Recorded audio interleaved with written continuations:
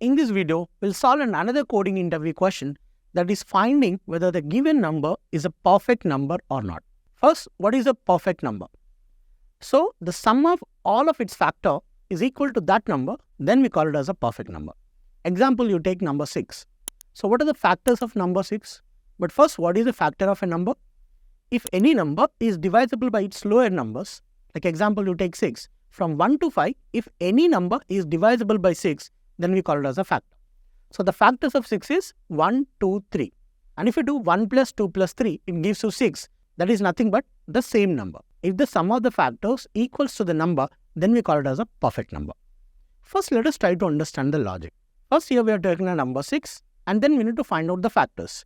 So, to find out the factors, basically we need to run a for loop till the number minus 1 and check whether any number is divisible by this number. So, if we can do that, we'll get 1, 2, 3 as the factors of 6. So, if I do a sum 1 plus 2 plus 3, then this gives you 6, nothing but equals to this number. So, then I can call it as a perfect number. Otherwise, it is not a perfect number. Now, let us try to write the code for this. Hey, thanks for watching our content so far.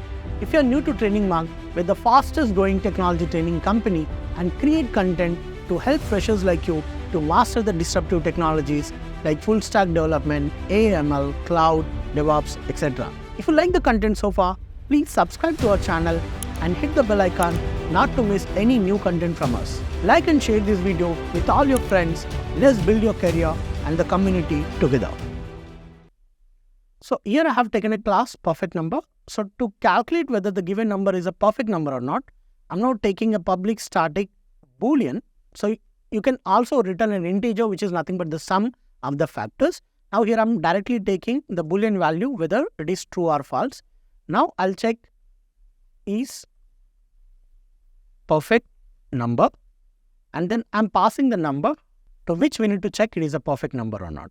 So initially I'm creating a sum variable, initializing it to 0, and you can also take it as long based on the constraints. If they are asking you to check a very huge number, so then instead of taking it as an integer, you can take it as a long, or you can take it as a big integer based on the constraints, nothing but the input and then output ranges. So here we're just making it simple, and then we're taking integer sum is 0 and creating another boolean value saying that is perfect and initializing it to false. Now we are running a for loop, initializing it I is equal to 1 and then I less than or equal to number. Usually this could be the logic, so we need to iterate this loop till the number, but you also can do divided by 2 half the way through, because if any number which is divisible by halfway through, then you don't need to check the remaining things, because by default we can ignore them. So now I can say I plus plus. So now here if I'll say number divisible by I is equal to 0, then we call it as a factor. Now in this case what we do is equal sum plus equals I. So now we'll do a compound assignment operator. Now after completion of this loop, we are now checking if sum equals to the number, then it is a perfect number. So we are just initializing is perfect to true and just simply returning that is perfect value. So this method basically returns whether it is true or false, checking the whole logic. Now to take the input, we are now taking our scanner class is equal to new scanner of system.in and writing an assout statement saying enter a number.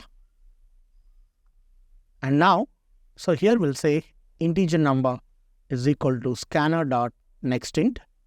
And now here directly I'm calling this is perfect number by passing this number as a parameter. So which returns me either true or false. If it is true, I can say number plus is a perfect number. If this returns false, then we can use assout saying number plus is not a perfect number.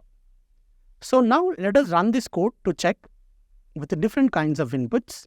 So first I'm entering the value 6, so which gives me 6 is a perfect number. And let us enter some other number like 1, 2, 3, 4. 1, 2, 3, 4 is not a perfect number.